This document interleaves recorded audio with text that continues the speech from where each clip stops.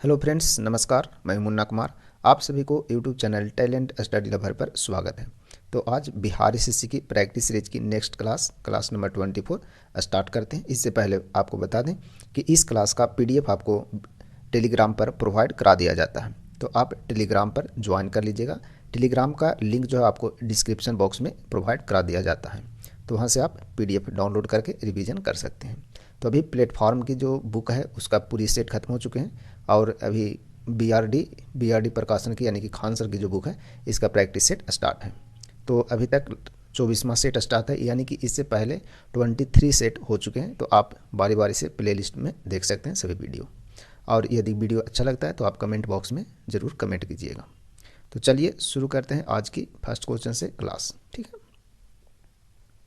तो आज का पहला क्वेश्चन है मोहनजोदड़ो का शाब्दिक अर्थ है। मोहनजोदड़ो का शाब्दिक अर्थ क्या है, ठीक है। तो इस क्वेश्चन का आपका राइट आंसर है ऑप्शन सी यानी कि मृतकों का टीला कहते हैं किसे, मोहनजोदड़ो को कहते हैं। क्या बोलते हैं? मृतकों का टीला बोलते हैं, ठीक है। इसकी खोज यानी मोहनजोदड़ो की जो खोज है, मोहनजोदड़ो की खोज 1922 ईस्वी में किया गया था। कब किया गया था? 1922 ईस्वी में। किसके द्वारा? राखलदास बनर्जी के द्वारा।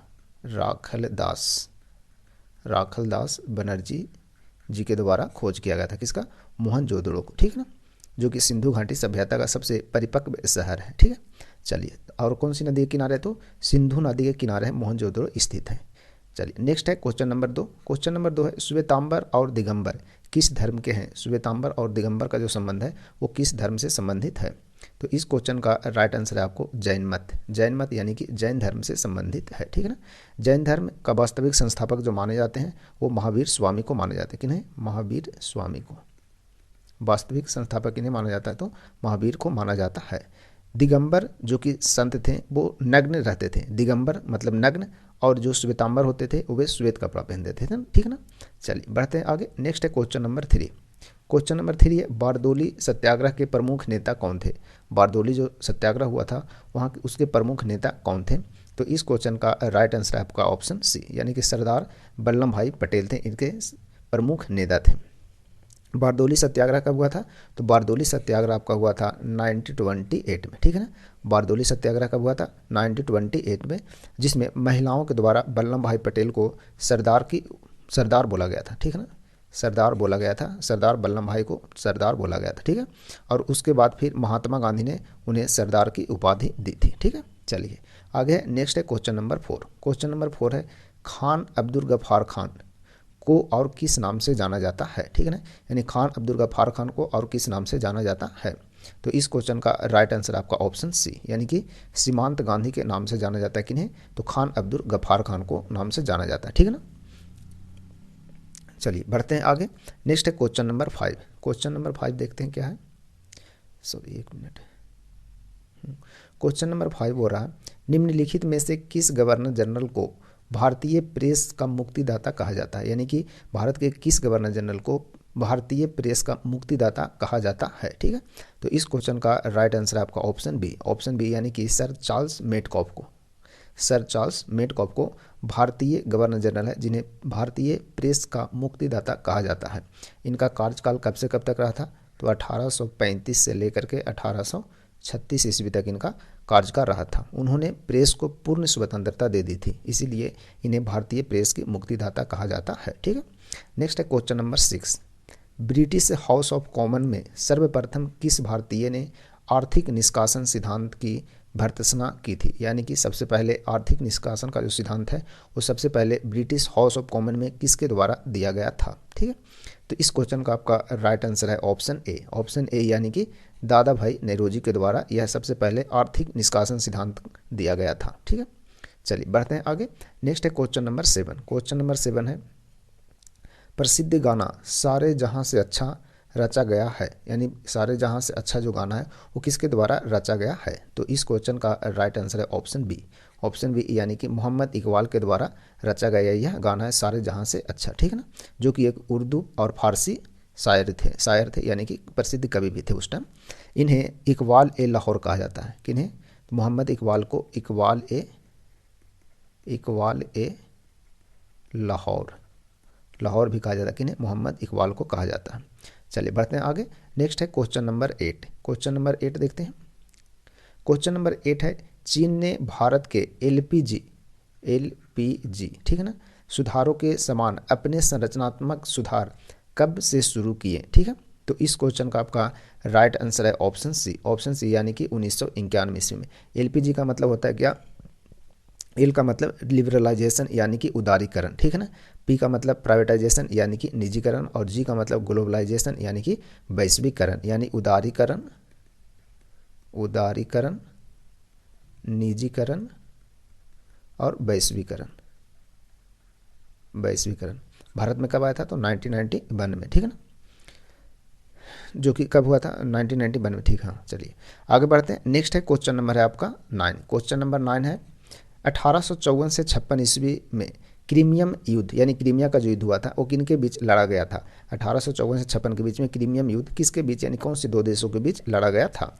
तो इस क्वेश्चन का राइट आंसर है आपका ऑप्शन ए, यानी कि रूस और तुर्की के बीच यह लड़ा गया युद्ध था, ठीक है ना। रूस और तुर्की के बीच यह युद्ध हुआ था। नेक्स्ट है क्वेश्चन नंबर 10। क्वेश्चन नंबर 10 है, भारत की संविधान सभा की संघ शक्ति के अध्यक्ष कौन थे। भारतीय संविधान सभा की संघ शक्ति के जो अध्यक्ष थे वो कौन थे। तो इस क्वेश्चन का आपका राइट आंसर है ऑप्शन डी, यानी कि कौन, पंडित जवाहरलाल नेहरू थे संघ शक्ति समिति के अध्यक्ष, ठीक है ना। संघ शक्ति के अध्यक्ष एवं संघीय संविधान समिति के भी अध्यक्ष थे। संघीय संविधान समिति के भी अध्यक्ष कौन थे, तो पंडित जवाहरलाल नेहरू थे। और प्रांतीय संविधान समिति के अध्यक्ष कौन थे, तो सरदार वल्लभ भाई पटेल थे, ठीक है ना। प्रांतीय के सरदार वल्लभ भाई पटेल किसके थे, तो प्रांतीय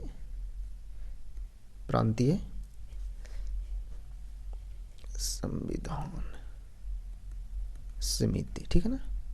प्रांतीय संविधान समिति के अध्यक्ष कौन थे, तो सरदार वल्लभ भाई पटेल थे, ठीक है। चलिए आगे नेक्स्ट क्वेश्चन देखते हैं। नेक्स्ट है क्वेश्चन नंबर 11। क्वेश्चन नंबर 11 बोल रहा है क्या, भारतीय संविधान की प्रस्तावना में समाजवादी शब्द जोड़ा गया, यानी समाजवादी शब्द जो है वो भारतीय संविधान की प्रस्तावना में कौन सी संशोधन में जोड़ा गया। तो इस क्वेश्चन का आपका राइट आंसर है ऑप्शन बी, यानी कि 42वां संविधान संशोधन में जोड़ा गया था। टोटल 3 शब्द जोड़े गए थे प्रस्तावना में, ठीक है ना। और यह संविधान संशोधन कब हुआ था, 1976 में, यानी कि 1976 में 42वें संविधान संशोधन हुआ था, जिसे मिनी संविधान भी बोला जाता है। क्या बोलते हैं, मिनी संविधान। मिनी संविधान किसे बोलते हैं, तो 42वां संविधान संशोधन को बोलते हैं। इसमें टोटल 3 शब्द जोड़े गए थे। 3 शब्द कौन कौन थे, समाजवादी, धर्मनिरपेक्ष और एक था क्या, अखंडता, ठीक है ना। समाजवादी, धर्मनिरपेक्ष और अखंडता शब्द कब जोड़ा गया था, 42वां संविधान संशोधन 1976 में, जिसे मिनी कॉन्स्टिट्यूशन भी बोला जाता है। चलिए नेक्स्ट है क्वेश्चन नंबर 12। संसदात्मक शासन प्रणाली का प्रावधान भारतीय संविधान में किस देश से लिया गया है। संसदात्मक जो शासन प्रणाली है भारतीय संविधान में किस देश से लिया गया है, ठीक है। तो इस क्वेश्चन का राइट आंसर है आपका ऑप्शन सी, यानी कहाँ से लिया गया, तो ब्रिटेन के संविधान से लिया गया है। इसके अतिरिक्त ब्रिटेन के संविधान से और भी लिया गया है, जैसे एकल प्रणाली है, ठीक है ना, एकल नागरिकता कहाँ से लिया गया, तो ब्रिटेन के संविधान से लिया गया है। फिर उसके बाद मंत्रिमंडल प्रणाली, ठीक है ना, मंत्रिमंडल प्रणाली ये भी लिया गया कहाँ, ब्रिटेन के संविधान से ही लिया गया, ठीक है। चलिए नेक्स्ट है क्वेश्चन नंबर 13 देखते हैं। 13 नंबर क्वेश्चन है, 1946 में भारतीय संविधान सभा के अंतरिम सभापति कौन थे, यानी अंतरिम जो सभापति चुने गए थे वो किन्हें चुना गया था। तो इस क्वेश्चन का राइट आंसर आपका ऑप्शन ए, यानी कि डॉक्टर सच्चिदानंद को चुना गया था 1946 में, क्या, अंतरिम सभापति, ठीक है ना। उसके बाद फिर 2 दिन बाद जो अस्थाई अध्यक्ष चुना गया था, यानी अस्थाई सभापति चुना गया था, वो डॉक्टर राजेंद्र प्रसाद को चुना गया था, ठीक है। डॉक्टर राजेंद्र प्रसाद को इन्हें चुना गया था 9 दिसंबर, ठीक है ना, 9 दिसंबर 1946 को, और डॉक्टर राजेंद्र प्रसाद को 11 दिसंबर 1946 में, यानी 2 दिन बाद ही चुना गया था, ठीक। चलिए नेक्स्ट है क्वेश्चन नंबर 14। क्वेश्चन नंबर 14 क्या है, मौलिक अधिकारों के परिवर्तन के लिए याचिका, जिसे रीट बोलते हैं, जारी की जा सकती है, यानी मौलिक अधिकारों के परिवर्तन के लिए जो रीट जारी किया जाता है वो किसके द्वारा जारी किया जाता है। तो इस क्वेश्चन का आपका राइट आंसर होगा ऑप्शन डी, यानी कि सर्वोच्च न्यायालय और उच्च न्यायालय, यानी कि सुप्रीम कोर्ट और हाई कोर्ट दोनों जारी कर सकता है। तो सर्वोच्च न्यायालय है जो अनुच्छेद 32 के तहत, ठीक है ना, अनुच्छेद कितने के तहत, 32 के तहत जारी करता है, क्या, रीट जारी करता है। और उच्च न्यायालय जो है ये जारी करता है अनुच्छेद 226 के तहत, ठीक है ना, 226 के तहत जारी करता है क्या, रीट जारी करता है कौन, उच्च न्यायालय, ठीक है। और सर्वोच्च न्यायालय अनुच्छेद 32 के तहत। भारतीय संविधान में अनुच्छेद 32 को क्या बोला जाता है, तो हार्ट ऑफ सॉल बोला जाता है, ठीक है ना, ठीक है। चलिए नेक्स्ट है क्वेश्चन नंबर 15। क्वेश्चन नंबर 15 है, निम्नलिखित में कौन सा सही है, निम्नलिखित में से कौन जो है वो सही है। तो इस क्वेश्चन का राइट आंसर है option A. Option A, doctor Zakir Hussain Bharat के पहले मुस्लिम राष्ट्रपति थे, ये बिल्कुल सही है, ठीक है ना। भारत के पहले मुस्लिम राष्ट्रपति कौन थे, तो डॉक्टर जाकिर हुसैन थे। इनका कार्यकाल कब से कब तक रहा था, तो इनका कार्यकाल 13 मई, ठीक है ना, 13 मई 1966 से लेकर के 13 मई 1969 तक रहा था इनका कार्यकाल, ठीक है। और इनका जो देहांत हुआ था वो कार्यकाल के दौरान ही इनकी मृत्यु हो गई थी, ठीक है। चलिए बढ़ते हैं आगे नेक्स्ट क्वेश्चन की ओर। नेक्स्ट है क्वेश्चन नंबर 16। क्वेश्चन नंबर 16 है, राज्यसभा के सदस्य का कार्यकाल है, यानी राज्यसभा के जो सदस्य होते हैं उनके कार्यकाल कितने वर्ष का होता है। तो इस क्वेश्चन का राइट आंसर आपका ऑप्शन सी, ऑप्शन सी यानी कि 6 वर्ष। राज्यसभा का जो कार्यकाल होता है वो कितने वर्ष का होता है सदस्यों का, तो 6 वर्ष का होता है। और इनके सदस्य बनने के लिए जो न्यूनतम आयु हो, न्यूनतम उम्र कितना होना चाहिए, तो न्यूनतम उम्र 30 वर्ष होना चाहिए, ठीक है। राज्यसभा के लिए कितना, 30 वर्ष, और लोकसभा के लिए 25 वर्ष, ठीक है। राज्यसभा को उच्च सदन भी बोला जाता है और यह कभी भंग नहीं होता है, ठीक है ना। और इसके जो सदस्य हैं वो प्रत्येक 2 साल में 1/3 सदस्य जो है वो सेवानिवृत्त होते जाते हैं। वर्तमान में राज्यसभा में टोटल सदस्य संख्या कितने हैं, तो 245, ठीक है। चलिए बढ़ते हैं आगे नेक्स्ट क्वेश्चन की ओर। नेक्स्ट है क्वेश्चन नंबर 17। क्वेश्चन नंबर 17 है, बलवंत राय मेहता समिति ने किस प्रकार के पंचायती राज की संरचना की सिफारिश प्रदान की। बलवंत राय मेहता के द्वारा किस प्रकार के पंचायती राज संरचना की सिफारिश प्रदान किया गया। तो इस क्वेश्चन का राइट आंसर है ऑप्शन बी, ठीक है ना। 42 में से 1 मिनट, 17 नंबर क्वेश्चन है, शायद इसका ऑप्शन जो है आपका ये गलत दिया हुआ है, ठीक है ना। 17 नंबर क्वेश्चन का ऑप्शन क्या है, गलत है। चलिए इससे संबंधित पॉइंट है जो अपन देख लेते हैं, ठीक है। बोल रहा है बलवंत राय मेहता ने किस प्रकार के पंचायती राज संरचना की सिफारिश की थी। तो बलवंत राय मेहता के द्वारा 1956 में बलवंत राय मेहता समिति का गठन हुआ था। कब हुआ था, बलवंत राय मेहता समिति है जिसकी गठन हुआ था 1956 में हुआ था, ठीक है ना। इन्होंने 3 स्तरीय यानी त्रिस्तरीय पंचायती राज व्यवस्था का सुझाव दिया था। कितने, त्रिस्तरीय का सुझाव दिया, जिसमें बोला गया कि जिला स्तर पर जिला परिषद रहेगा। जिला स्तर पर कौन रहेगा, जिला स्तर पर जिला परिषद, ठीक है, जिला परिषद। और उसके बाद फिर बोला गया जिला स्तर पर हो गया जिला परिषद, फिर हो गया प्रखंड स्तर पर पंचायत समिति, ठीक है ना, प्रखंड स्तर पर पंचायत समिति, पंचायत समिति के बारे में बोला गया। और ग्राम स्तर पर ग्राम पंचायत, ग्राम स्तर पर ग्राम पंचायत के बारे में बोला गया था। किसके द्वारा, तो इसके ये बोला गया था बलवंत राय मेहता समिति के द्वारा, जो कि 1956 में गठन हुआ था। और इसकी सिफारिश जो है वो 1958 में मंजूरी मिल चुकी थी। मंजूरी मिली कब, 1958 में, ठीक है। चलिए बढ़ते हैं आगे नेक्स्ट क्वेश्चन की ओर। नेक्स्ट है क्वेश्चन नंबर 18। निम्नलिखित में से कौन सा कथन राज्य नीति के निर्देशक सिद्धांत के विषय में सही नहीं है, ठीक है ना। राज्य के जो नीति निर्देशक तत्व है उसके बारे में कौन सा विषय जो है वो सही नहीं है। तो इस क्वेश्चन का राइट आंसर है आपका ऑप्शन ए। ऑप्शन ए यानी कि यदि कोई राज्य नीति के निर्देशक सिद्धांत को लागू नहीं करता है, ठीक है ना, नहीं करता है, तो उसके विरुद्ध न्यायालय में मामला दायर किया जा सकता है। यह बिल्कुल गलत है, आप इसे न्यायालय में नहीं दायर कर सकते हैं, क्योंकि राज्य का जो नीति निर्देशक तत्व है वो अति सरकार पर वो बिल्कुल वो करने लायक नहीं है कि आप उस पर दबाव डाल करके कर सकते हैं। मतलब कि आप उसे मौलिक अधिकार के रूप में नहीं गणना कर सकते हैं। मौलिक अधिकार यदि है और यदि राज्य उसे लागू नहीं करता है तो आप कोर्ट में दायर कर सकते हैं, लेकिन राज्य के जो नीति निर्देशक तत्व है उसे आप कोर्ट में नहीं अपील कर सकते हैं, ठीक है। चलिए नेक्स्ट है क्वेश्चन नंबर देखते हैं। नेक्स्ट है क्वेश्चन नंबर 19। क्वेश्चन नंबर 19 बोल रहा है क्या, निम्न में से कौन सी भाषा सरकार द्वारा शास्त्रीय भाषा घोषित की गई है। निम्न में से कौन सी भाषा है जो शास्त्रीय भाषा घोषित किया गया, किसके द्वारा, तो सरकार के द्वारा। तो इस क्वेश्चन का आपका राइट आंसर है option A.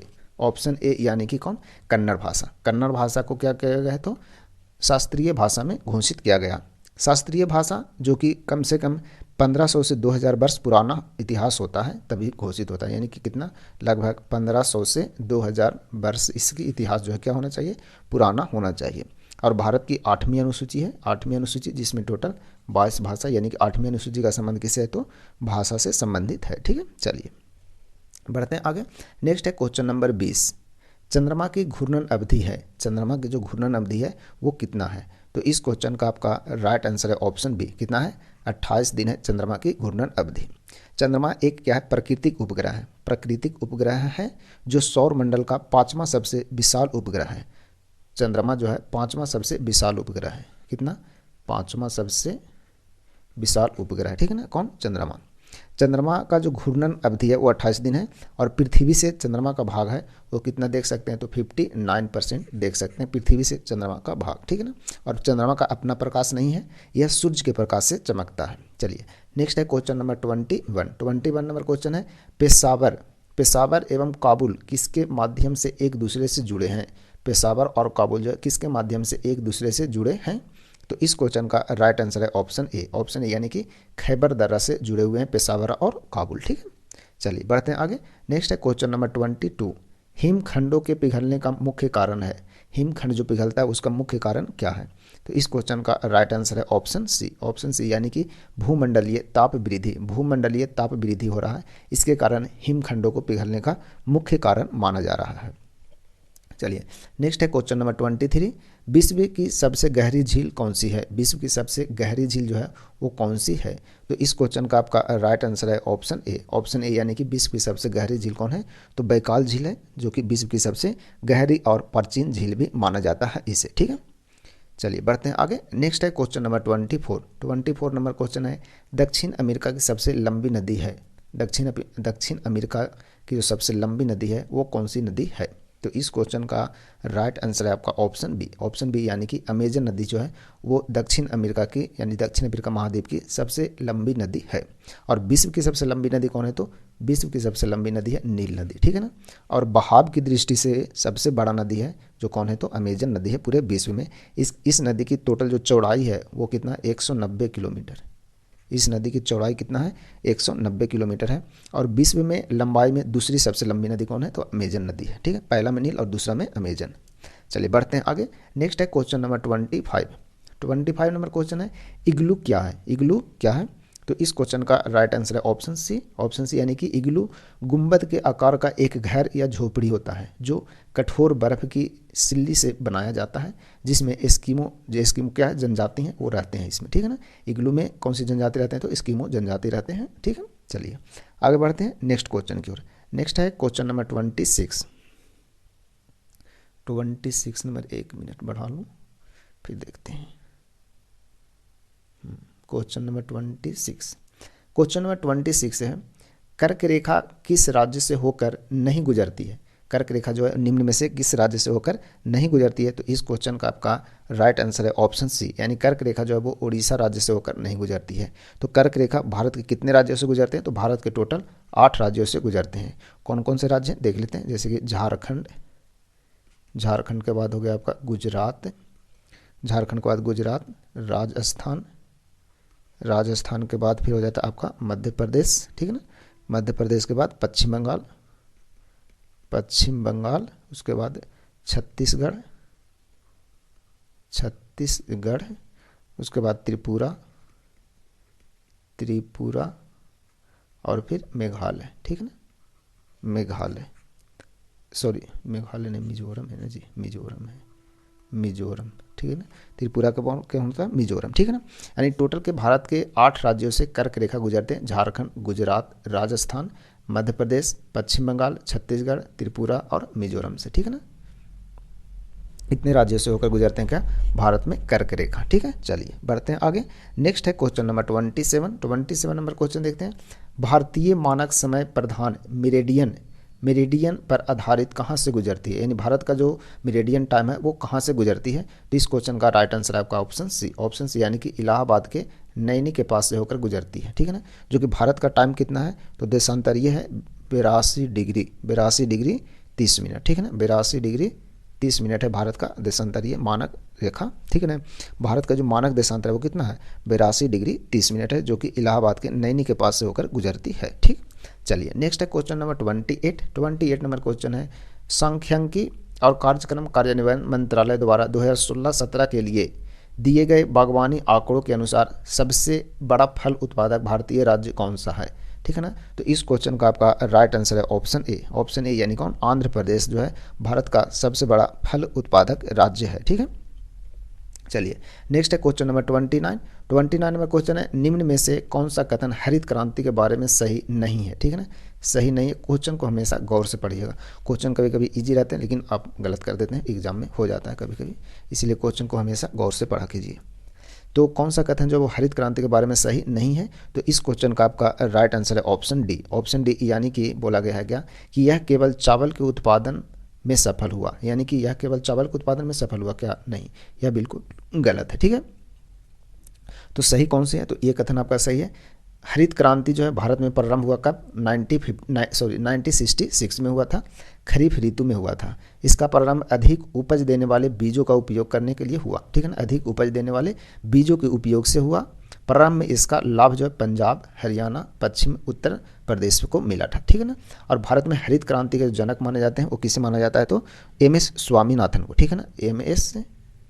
Swaminathan, MS. Swaminathan को भारत में हरित क्रांति के जनक माने जाते हैं, ठीक है। चलिए बढ़ते हैं आगे नेक्स्ट क्वेश्चन की ओर। नेक्स्ट है क्वेश्चन नंबर 30। क्वेश्चन नंबर 30 देखते हैं क्या है।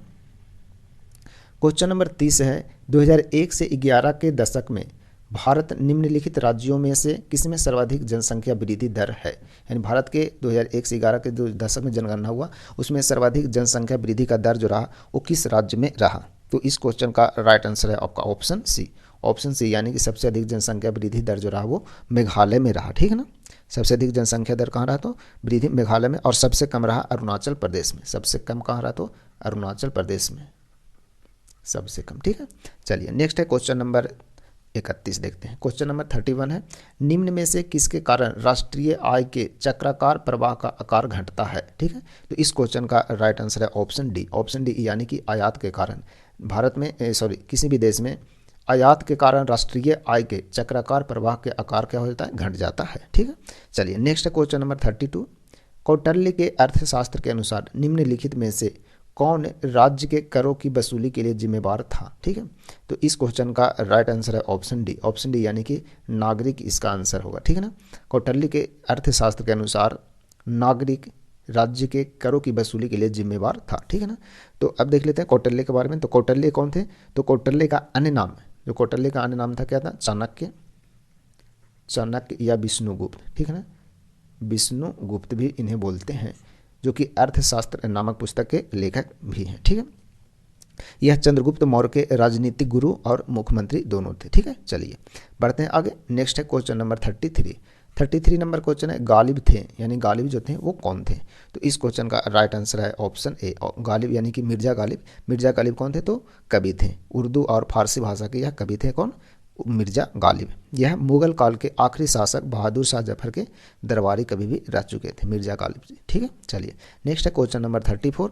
भारत का जीव मंडल रिजर्व नंदा देवी जो कि यूनेस्को का पार्ट है किस राज्य में स्थित है, यानी कि नंदा देवी जो है वो किस राज्य में स्थित है, ठीक है। तो इस क्वेश्चन का आपका राइट आंसर है ऑप्शन ए। ऑप्शन ए यानी कि कहाँ, नंदा देवी उत्तराखंड में स्थित है, ठीक है ना। नंदा देवी जो कि 1988 में यूनेस्को में शामिल हुआ था। कब हुआ था, 1988 में, 1988 में यूनेस्को वर्ल्ड हेरिटेज साइट में शामिल हो गए नंदा। चलिए आगे बढ़ते हैं। नेक्स्ट है क्वेश्चन नंबर 35। 35 नंबर क्वेश्चन है, अंतर्राष्ट्रीय मजदूर दिवस मनाया जाता है। अंतर्राष्ट्रीय मजदूर दिवस कब मनाया जाता है, तो इस क्वेश्चन का राइट आंसर है ऑप्शन बी, यानी कि अंतर्राष्ट्रीय मजदूर दिवस 1 मई को मनाया जाता है। कब से मनाया जाता है, तो 1889 ईस्वी। 1889 ईस्वी से पेरिस की अंतर्राष्ट्रीय मजदूर कांग्रेस ने तय किया था। पेरिस की अंतर्राष्ट्रीय मजदूर कांग्रेस ने तय किया था। इस दिन अमेरिका में मजदूर यूनियन ने क्या किया था, हड़ताल कर दिया था कि जो काम करने का समय है वो 8 घंटा से ज़्यादा न रखा जाए, यानी 8 घंटे से ज़्यादा काम करने की न रखा जाए, इसके लिए अमेरिका में हड़ताल हुआ था, ठीक है। और पेरिस की अंतर्राष्ट्रीय मजदूर ने यह तय किया था, कब, 1889 ईस्वी में।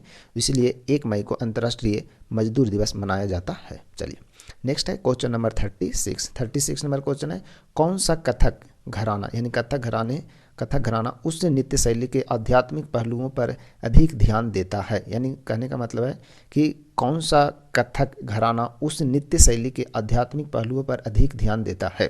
ठीक है, तो इस क्वेश्चन का राइट आंसर है आपका ऑप्शन सी, यानी कौन है, लखनऊ। ठीक है ना, लखनऊ घराना है। तो शास्त्रीय नृत्य जो कथक है वो प्रसिद्ध है कहाँ के लिए, तो उत्तर प्रदेश के लिए। ठीक है ना, उत्तर भारत में यानी कि यूपी में सबसे ज़्यादा प्रसिद्ध है कौन, कथक नृत्य है जो। ठीक है, कथक नृत्य। और इससे संबंधित जो व्यक्ति हैं वो बिरजू महाराज है। ठीक है ना, बिरजू महाराज, बिरजू महाराज किससे संबंधित है, तो कथक से संबंधित है। ठीक है ना, बहुत ही फेमस एग्जाम के लिए है, बहुत एग्जाम में आता है क्वेश्चन।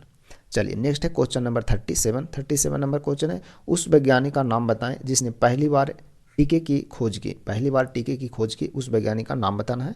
तो इस क्वेश्चन का राइट आंसर आपका ऑप्शन सी यानी कि एडवर्ड जेनर के द्वारा किया गया था सबसे पहले चेचक के टीके की खोज। ठीक है ना, चेचक के टीके की खोज किसके द्वारा किया गया था, एडवर्ड जेनर के द्वारा किया गया था। कब, सॉरी, इनका जन्म हुआ था 1749 ईस्वी में। ठीक है ना, 1749 ईस्वी में इंग्लैंड में। ठीक है ना, इंग्लैंड में इनका जन्म हुआ था, किनका, एडवर्ड जेनर का। ठीक है, अलेक्जेंडर फ्लेमिंग के द्वारा पेंसिलिन का आविष्कार किया गया था। ठीक है, और लुई पास्चर के द्वारा पाश्चुरीकरण का। ठीक, चलिए नेक्स्ट है क्वेश्चन नंबर 38 नंबर क्वेश्चन है, कोशिका भित्ति कोशिका में अनुपस्थित होता है, यानी कि निम्न में से किसमें जो है वो कोशिका भित्ति अनुपस्थित होता है। तो इस क्वेश्चन का राइट आंसर है ऑप्शन बी यानी कि जंतु कोशिका में कोशिका भित्ति नहीं होता है। ठीक है ना, जंतु कोशिका में कोशिका भित्ति नहीं होते हैं।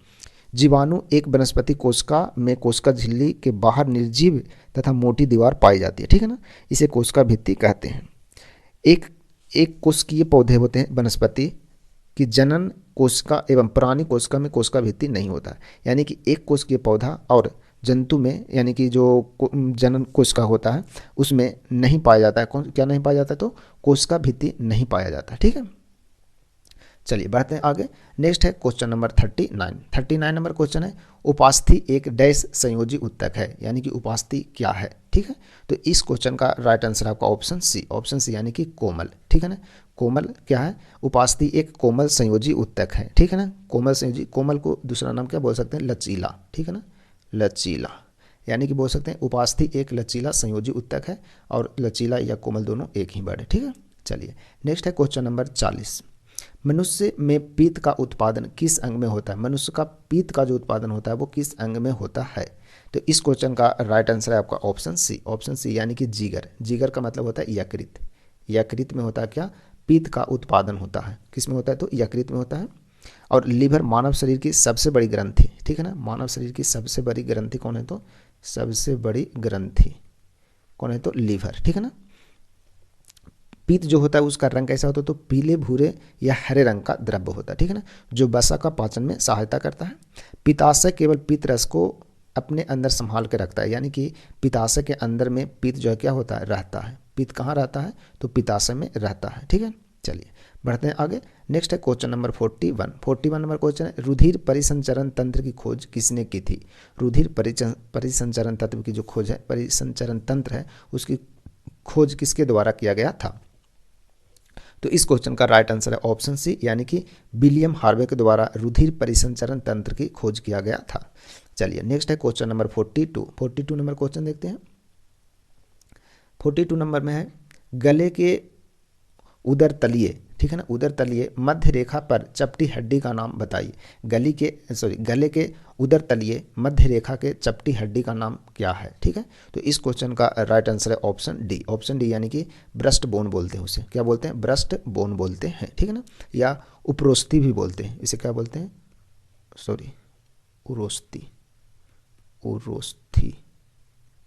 उरोस्थी भी बोलते हैं, या ब्रेस्ट बोन भी बोलते हैं, ब्रेस्ट बोन या उरोस्थी बोलते हैं किसे, तो गले के उदर तलिए मध्य रेखा पर चपटी हड्डी रहता है उसे बोलते हैं।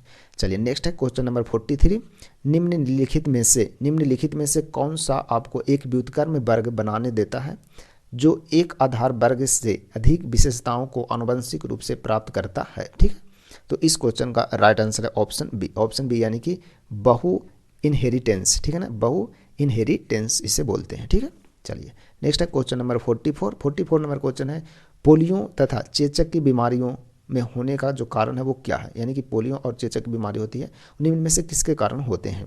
तो इस क्वेश्चन का राइट आंसर है ऑप्शन सी। ऑप्शन सी यानी कि पोलियो और चेचक जो होता है वो विषाणु से होता है, ठीक है ना। चेचक को स्मॉल पॉक्स के नाम से भी जाना जाता है, ठीक। चलिए नेक्स्ट है क्वेश्चन नंबर 45 नंबर क्वेश्चन है, वह पादप है जिसमें बीज फलों के भीतर होते हैं, यानी कि वह पादप का नाम क्या होता है, यानी कि क्या बोलते हैं जिसमें बीज जो है वो फलों के भीतर होते हैं, ठीक है। तो इस क्वेश्चन का राइट आंसर है ऑप्शन ए, यानी कि उसे एंजियोस्पर्म बोलते हैं, यानी जिस पादप में बीज जो है वो फल के भीतर होता है उसे एंजियोस्पर्म बोलते हैं, ठीक है। जैसे कि मटर, मटर, आम, नारियल, गेहूं, ये सभी में क्या होते हैं, ये सभी का जो बीज होता है वो अंदर होता है, इसलिए इसे एंजियोस्पर्म वर्ग में ये सभी आते हैं, ठीक है। और जिसका वैसा फल जिसका बीज बाहर होता है, यानी कि उसे जिम्नोस्पर्म बोलते हैं, ठीक है। चलिए नेक्स्ट है क्वेश्चन नंबर 46 नंबर क्वेश्चन क्या है, क्वासिओरकर बीमारी किस की कमी के कारण होता है। क्वासिओरकर जो है वो किसकी कमी के कारण होता है। तो इस क्वेश्चन का राइट आंसर है ऑप्शन सी, यानी कि प्रोटीन की कमी से होता है क्वासिओरकर रोग होता है, ठीक है ना, जो कि बच्चों में होता है प्रोटीन और कैलोरी की कमी होने से, जिसे कुपोषण भी बोलते हैं। क्या बोलते हैं, कुपोषण बोलते हैं, ठीक है, कुपोषण, या फिर उसे मेरास्मस भी बोलते हैं, मेरास्मस, ठीक है ना, सभी एक ही नाम है जो कि छोटे बच्चे को होते हैं। चलिए नेक्स्ट है क्वेश्चन नंबर 47 नंबर क्वेश्चन है, ऊपरी वायुमंडल की ओजोन परत निम्न में से मुख्यतः किसके द्वारा नष्ट हो रही है, ठीक है ना। ऊपरी वायुमंडल की ओजोन परत जो है वो निम्न में से किसके कारण नष्ट हो रही है। तो इस क्वेश्चन का राइट आंसर है ऑप्शन बी, यानी कि क्लोरोफ्लोरोकार्बन के द्वारा वह नष्ट हो रहा है, ठीक है ना। ओजोन क्षरण पदार्थ कहलाते हैं जिनमें मुख्य रूप से कौन कौन है, तो क्लोरोफ्लोरोकार्बन, ठीक है ना, हैलोजन, फिर हो गया आपका क्या, हैलोजन, एक मिनट लिख देते हैं, हैलोजन, ये सभी के कारण होते हैं कार्बन ट्रेटा, ठीक है ना, ट्रेटा क्लोराइड, ये सभी के कारण मिथाइल, फिर हो गया मिथाइल, ठीक है ना, ये सभी के कारण जो है वो ओजोन परत जो है वो क्या हो रहा है, नष्ट हो रहा है धीरे धीरे, ठीक है। चलिए बढ़ते हैं आगे। नेक्स्ट है क्वेश्चन नंबर 48 नंबर क्वेश्चन देखते हैं, भार का एसआई मात्रक है, भार का एसआई मात्रक जो है वो क्या होता है। तो इस क्वेश्चन का राइट आंसर है ऑप्शन बी, यानी भार का जो एसआई मात्रक होता है वो न्यूटन होता है। नेक्स्ट है क्वेश्चन नंबर 49, स्थिर गति के साथ वृत्ताकार पथ में चल रही वस्तु का त्वरण होता है। स्थिर गति के साथ वृत्ताकार पथ में चल रही वस्तु का जो त्वरण होता है उसे क्या कहते हैं, ठीक है। तो इस क्वेश्चन का राइट आंसर है ऑप्शन ए, उसे चर त्वरण कहते हैं। क्या बोलते हैं, चर त्वरण कहते हैं। चलिए नेक्स्ट है क्वेश्चन नंबर 50। क्वेश्चन नंबर 50 है, कोई स्थिर बल किसी वस्तु पर 100 सेकंड के लिए काम कर रहा है जो वेग का मान 18 किलोमीटर प्रति घंटा से 36 किलोमीटर प्रति घंटा कर देता है, तो बल का जो मान होगा वो क्या होगा, ठीक है। तो इस क्वेश्चन का आपका राइट आंसर है ऑप्शन डी, ठीक है ना, ऑप्शन डी है इसका राइट आंसर, यानी 0.05 न्यूटन होगा, ठीक है। चलिए नेक्स्ट है क्वेश्चन नंबर 51, बैगनी रंग के प्रकाश की तरंग दैर्ध्य लगभग डैश होता है, यानी कितना होता है, बैगनी रंग के प्रकाश की तरंग दैर्ध्य जो है वो लगभग कितना होता है। तो इस क्वेश्चन का आपका राइट आंसर है ऑप्शन सी, यानी कि 455 के पावर -390 nm होता है, ठीक है ना। अब प्रकाश के तरंग दैर्ध्य के बारे में कुछ पॉइंट देखते हैं। तो सबसे अधिक जो तरंग दैर्ध्य होता है वो किस रंग का होता है, तो सबसे अधिक तरंग दैर्ध्य जो होता है, तरंग दैर्ध्य होता है किसका, लाल रंग का, ठीक है ना, लाल रंग का सबसे ज़्यादा होता है, ठीक है, जबकि बैगनी रंग का सबसे कम होता है। सबसे कम किसका होता है, तो बैगनी का होता है, ध्यान रखिएगा, ठीक है ना। सबसे अधिक तरंग दैर्ध्य किसका होता है, तो लाल रंग का, सबसे कम होता है बैगनी रंग का। चलिए नेक्स्ट है क्वेश्चन नंबर 52 देखते हैं। 52 नंबर क्वेश्चन है, तापमान बढ़ने पर ध्वनि पर क्या प्रभाव पड़ता है। जब तापमान बढ़ता है तो ध्वनि पर क्या प्रभाव पड़ता है। तो इस क्वेश्चन का राइट आंसर है ऑप्शन बी, यानी कि बढ़ जाता है, यानी कि ध्वनि का जो प्रभाव होता है क्या होता है, वो बढ़ जाता है। चलिए नेक्स्ट है क्वेश्चन नंबर 53 नंबर क्वेश्चन बोल रहा है, ऊष्मा का एसआई मात्रक क्या है। ऊष्मा का एसआई मात्रक जो है वो क्या है। तो इस क्वेश्चन का राइट आंसर है ऑप्शन सी, यानी कि ऊष्मा का एसआई मात्रक जूल होता है, ठीक है ना। चलिए नेक्स्ट है क्वेश्चन नंबर 54 नंबर क्वेश्चन है, आसमान का नीला रंग होने का कारण है, यानी कि आसमान का जो रंग नीला होता है वो किस कारण से होता है। तो इस क्वेश्चन का राइट आंसर है आपका ऑप्शन बी, यानी कि प्रकाश का प्रकीर्णन के कारण जो है आकाश का रंग क्या होता है, नीला होता है, ठीक है ना। जैसे बोलते हैं जब प्रकाश किसी ऐसे माध्यम से गुजरता है जिसमें धूल कण व अन्य पदार्थ अत्यंत सूक्ष्म कण होते हैं, ठीक है ना, उनके द्वारा प्रकाश सभी दिशा में क्या होता है, फैल जाता है, जिसे प्रकाश की प्रकीर्णन कहते हैं, ठीक है ना। इसलिए आकाश का जो रंग है वो कैसे दिखाई देता है, नीला दिखाई देता है। चलिए बढ़ते हैं आगे। नेक्स्ट है क्वेश्चन नंबर 55 नंबर क्वेश्चन है, विद्युत रासायनिक प्रक्रिया जो एनोड पर होती है उसे क्या कहते हैं। विद्युत रासायनिक प्रक्रिया जो एनोड पर होती है उसे क्या कहते हैं। तो इस क्वेश्चन का राइट आंसर है ऑप्शन ए, उसे ऑक्सीकरण कहते हैं, ठीक है ना। उसे क्या बोलते हैं, ऑक्सीकरण कहते हैं। और कैथोड पर होता है उसे क्या बोलते हैं, जो कैथोड पर होता है उसे अपचयन बोलते हैं, ठीक है ना। कैथोड पर होता है उसे अपचयन बोलते हैं, ठीक है ना। जो विद्युत रासायनिक एनोड पर होता है उसे ऑक्सीकरण, और जो कैथोड पर होता है उसे अपचयन बोलते हैं। चलिए नेक्स्ट है क्वेश्चन नंबर 56 नंबर क्वेश्चन है, तापमान और दबाव की समान परिस्थितियों में सभी गैसों के समान आयतन में अणुओं की समान संख्या होती है, उसे क्या बोलते हैं। तो इस क्वेश्चन का राइट आंसर है ऑप्शन बी, उसे एवोगैड्रो का नियम बोलते हैं। क्या बोलते हैं, एवोगैड्रो का नियम बोलते हैं। तापमान और दबाव की समान परिस्थिति में सभी गैसों के समान आयतन में अणुओं की समान संख्या होती है, उसे एवोगैड्रो का नियम बोलते हैं, ठीक है। चलिए बढ़ते हैं आगे। नेक्स्ट है क्वेश्चन नंबर 57 देखते हैं। चलिए 57 नंबर क्वेश्चन बोल रहा है, निम्नलिखित में से कौन सा तत्व एक अधातु है जो कमरे के तापमान पर द्रव अवस्था में रहता है, ठीक है ना। अधातु है लेकिन वह द्रव अवस्था में रहता है, उसे क्या बोलते हैं। तो इस क्वेश्चन का राइट आंसर है ऑप्शन बी, उसे ब्रोमीन बोलते हैं, ठीक है ना। ब्रोमीन जो कि अधातु है लेकिन द्रव अवस्था में रहता है। इसकी खोज 1826 ईस्वी में किया गया था, ठीक है ना।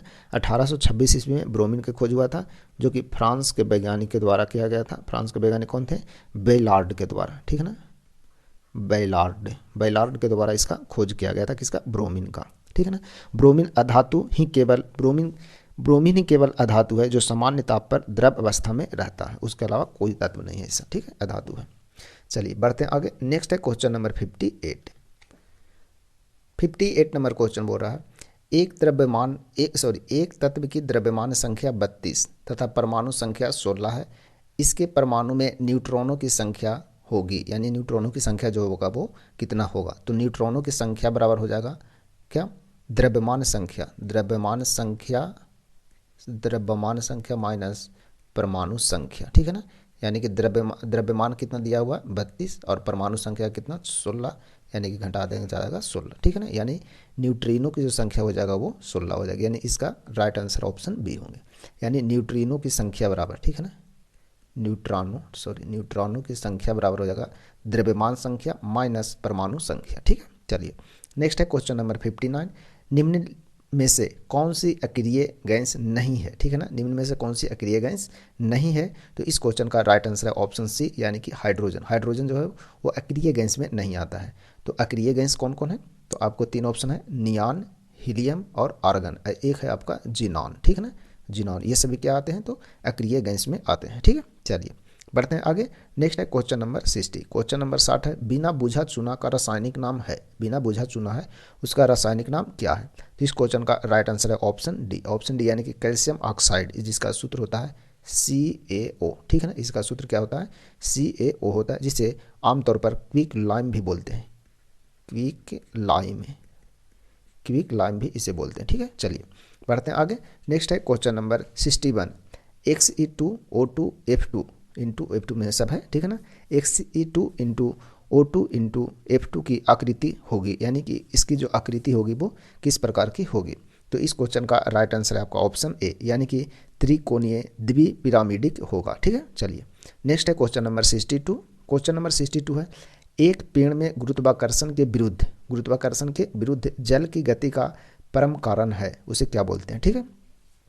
तो इस क्वेश्चन का राइट आंसर है आपका ऑप्शन बी, उसे बोलते हैं क्या, बाष्पोत्सर्जन बोलते हैं, ठीक है ना, बाष्पोत्सर्जन बोलते हैं, ठीक है। चलिए नेक्स्ट है क्वेश्चन नंबर 63 नंबर क्वेश्चन देखते हैं।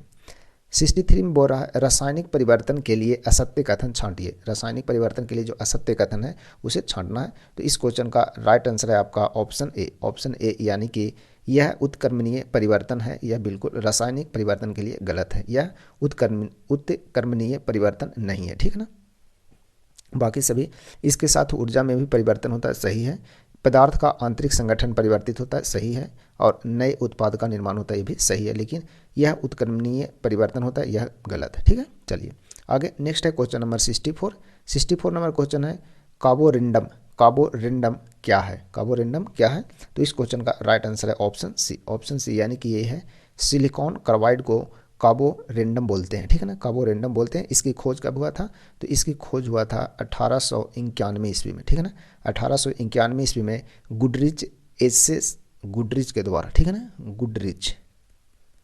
गुडरिच नामक वैज्ञानिक थे, इनके द्वारा इसका खोज किया गया था, ठीक है। चलिए बढ़ते हैं आगे। नेक्स्ट है क्वेश्चन नंबर 65। 65 नंबर क्वेश्चन है अत्यधिक किण्वन से आप क्या समझते हैं?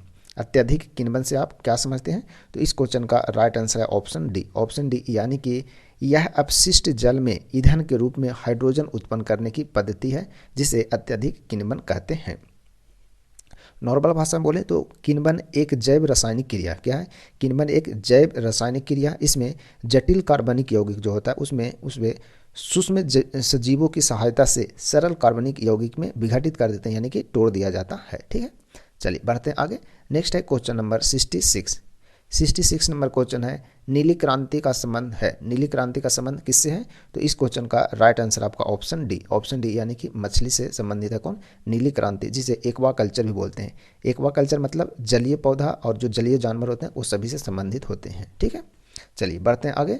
नेक्स्ट है क्वेश्चन नंबर 67। 67 नंबर है बुद्ध का ज्ञानोदय का प्राप्ति हुआ था, यानी बुद्ध की जो ज्ञान की प्राप्ति हुई थी वो कहाँ हुई थी? तो इस क्वेश्चन का राइट आंसर है ऑप्शन ए, यानी कि बोधगया में बुद्ध की प्राप्ति हुआ था, यानी सॉरी बुद्ध की ज्ञान की प्राप्ति हुई थी, ठीक है। चलिए नेक्स्ट है क्वेश्चन नंबर 68। बिहार में निम्नलिखित में से किस स्थान पर पहली बार चाय बागानों की स्थापना की गई है?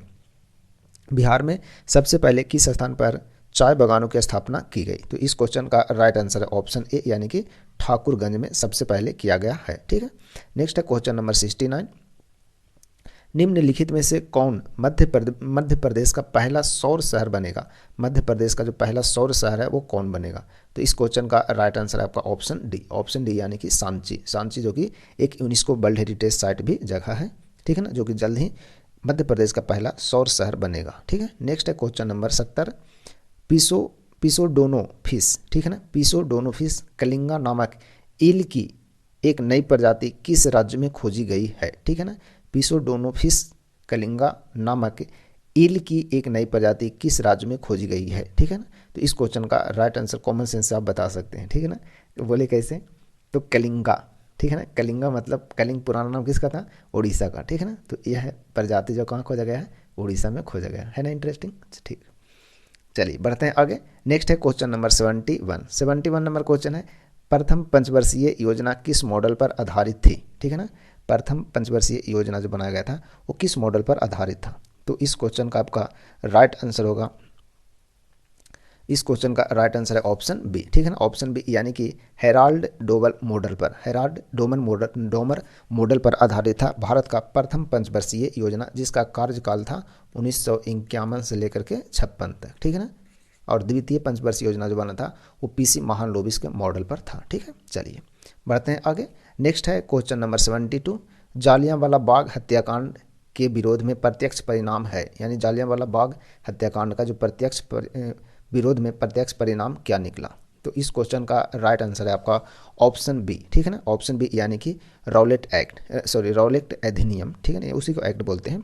तो जालियांवाला बाग हत्याकांड कब हुआ था? तो 13 अप्रैल, ठीक है ना, 13 अप्रैल 1919 ईस्वी को हुआ था जालियांवाला बाग हत्याकांड, जिसमें शांतिपूर्ण बैठे लोगों पर ब्रिगेडियर डायर के द्वारा गोली चलाने का आदेश दिया गया था, जिसमें बहुत सारे लोग निहत्थे मारे गए थे, ठीक है। चलिए बताते हैं, आगे बढ़ते हैं। नेक्स्ट है क्वेश्चन नंबर 73। भारतीय संविधान के गणतांत्रिक होने का कारण क्या है? भारतीय संविधान जो है उसका गणतांत्रिक होने का कारण क्या है? तो इस क्वेश्चन का राइट आंसर है ऑप्शन डी। ऑप्शन डी यानी कि इसमें निर्वाचित संसद का प्रावधान शामिल है, यानी कि जो संसद के जो सदस्य होते हैं वो क्या होते हैं? निर्वाचित होते हैं, ठीक है ना। यानी कि गणतंत्र का मतलब होता है कि जनता का तंत्र, ठीक है ना, जनता का तंत्र, जनता द्वारा जनता के बीच में चुने गए प्रतिनिधियों का तंत्र होता है, असली मायनों में उसे गणतंत्र बोलते हैं, ठीक है ना। इसमें निर्वाचित संसद का प्रावधान शामिल होता है। तो भारत में जो है क्या होते हैं? संसद जो होते हैं वो सांसद जो होते हैं वो निर्वाचित होते हैं, ठीक है। चलिए नेक्स्ट है क्वेश्चन नंबर 74। 74 नंबर क्वेश्चन है निम्नलिखित में से सही युग्म यानी संगठन और उनके मुख्यालय के बारे में बताया गया है वो चयन करना है, ठीक है। तो इस क्वेश्चन का आपका राइट आंसर है ऑप्शन सी। ऑप्शन सी यानी कि UN UNIOD, ठीक है ना, DO का मुख्यालय जो है कहाँ है, तो वियना में है, ठीक है ना। ILO ये सब बाकी सभी क्या है, गलत है, ठीक है ना। ये सभी बाकी क्या है, UNIDO, इसका मुख्यालय कहाँ है, तो वियना, वियना ऑस्ट्रिया में, ऑस्ट्रिया, ठीक है ना, वियना ऑस्ट्रिया में, जिसकी स्थापना कब हुआ था, 1966 में हुआ था, 1966 में इसकी स्थापना हुई थी, ठीक है। चलिए बढ़ते हैं आगे। नेक्स्ट है क्वेश्चन नंबर, आगे देख लेते हैं। तो ILO का मुख्यालय कहाँ है, तो ILO का मुख्यालय आप बताइए, IMF का मुख्यालय कहाँ है और यूनेस्को का मुख्यालय कहाँ है, तीन को आप कमेंट बॉक्स में जरूर बताइएगा, इसका आंसर फिर मैं कल दे दूंगा, ठीक है। चलिए नेक्स्ट है क्वेश्चन नंबर 75 नंबर क्वेश्चन है, ताप्ती नदी के किनारे आयोजित सूरत अधिवेशन में भारतीय राष्ट्रीय कांग्रेस का 2 दलों में विभाजन किस वर्ष हुआ था, यानी कि सूरत अधिवेशन कब हुआ था, कहने का मतलब ये है। तो सूरत अधिवेशन कब हुआ था, तो इस क्वेश्चन का राइट आंसर है ऑप्शन डी, यानी कि 1907 ईस्वी में सूरत अधिवेशन हुआ था, जिसमें कांग्रेस के 2 दलों में विभाजन हो गया था, नरम दल और गरम दल। फिर जाकर के वो दल दोनों कब मिल गए थे, लखनऊ अधिवेशन 1916, यानी कि 1916 में लखनऊ अधिवेशन में फिर दोनों आपस में मिल गए थे, ठीक है। चलिए बढ़ते हैं आगे। नेक्स्ट है क्वेश्चन नंबर 76, श्रीहरिकोटा से PSLV C-17 दोबारा डैश उपग्रह GSAT 12 प्रक्षेपित किया गया था, यानी किसके लिए किया गया है, ठीक है। तो इस क्वेश्चन का राइट आंसर है ऑप्शन सी, संचार के लिए किया गया था यह उपग्रह, जो कि PSLV C-17 द्वारा प्रक्षेपित किया गया था। कहाँ से, सतीश धवन अंतरिक्ष केंद्र से, ठीक है ना, सतीश धवन अंतरिक्ष केंद्र श्रीहरिकोटा, ठीक है। चलिए नेक्स्ट है क्वेश्चन नंबर है आपका 77 नंबर क्वेश्चन। 77 नंबर क्वेश्चन बोल रहा है, इनमें से कौन सा हड़प्पा स्थल गुजरात में पाया गया है, यानी कि कौन सा हड़प्पा स्थल है जो गुजरात में है, ठीक है। तो इस क्वेश्चन का राइट आंसर है ऑप्शन सी, यानी कि धौलावीरा। धौलावीरा कहाँ है, तो भारत के राज्य गुजरात में स्थित है, जो कि कच्छ के जिले में स्थित है यह, ठीक है।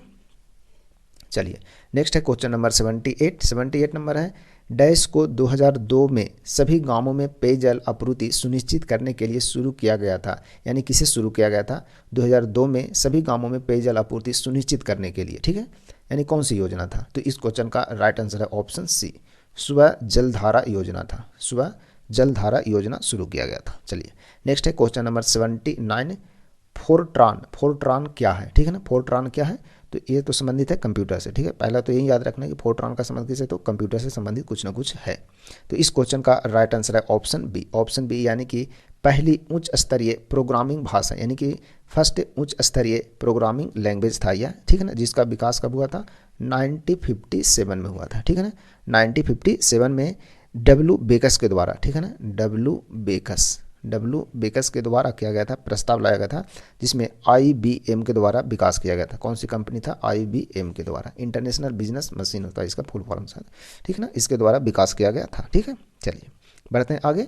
नेक्स्ट है क्वेश्चन नंबर 80, क्वेश्चन नंबर 80 है, जून 2019 में डैश ने ओस्ट्रावा गोल्डन स्पाइक में 300 मीटर दौड़ के विश्व रिकॉर्ड तोड़ा था, ठीक है ना, तो कब तोड़ा था, यानी किसके द्वारा तोड़ा गया था, 2019 में, ठीक है।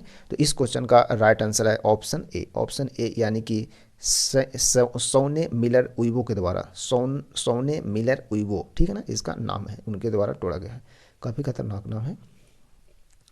चलिए बढ़ते हैं आगे। नेक्स्ट है क्वेश्चन नंबर 81, 11वीं पंचवर्षीय योजना में डैश से संबंधित कारीगरों को marketing support and services scheme द्वारा सहयोग दिया गया था, ठीक है ना, यानी किसके द्वारा दिया गया था।